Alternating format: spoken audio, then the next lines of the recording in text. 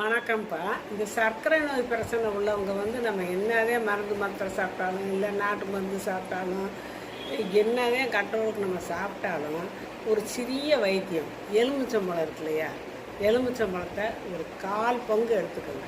4 வெட்டி 1/4 பங்கு எடுத்துட்டு, அதை சாப்பிட்றதுக்கு ஒரு அரை மணி நேரத்துக்கு ஒரு டம்ளரில் அந்த சாறை புழிஞ்சு விட்டுக்கோங்க.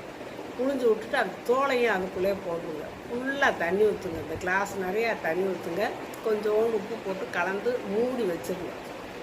அப்புறம் அரை மணி நேரம் கழித்து சாப்பிட்டதுக்கப்புறம் அரை மணி நேரம் கழித்து அந்த தொலியை தூக்கி நல்லா புழிஞ்சு அந்த தூக்கி போட்டுட்டு நீங்கள் அந்த ஜூஸை குடிச்சு வாங்க. ஒவ்வொரு நேரமும் சாப்பாட்டுக்கப்புறம் நம்ம இப்படி சாப்பிடையில் சுகர் கண்ட்ரோலாக இருக்கும். அதனால் நீங்கள் என்ன மருந்து மாத்திரை சாப்பிட்டுக்கோங்க, இதையும் ஒரு துணை உணவாக நீங்கள் எடுத்துக்கோங்க. உடம்புக்கு எலுமிச்சம் ஜூஸ் பல வகையில் நல்லது. ரெண்டாவது அந்த தோலோடு சேர்க்கும்போது உங்களுக்கு நல்ல விசேஷம் கிடைக்குது. அதனால் இந்த மாதிரி நீங்கள் செஞ்சு சாப்பிடலாம்.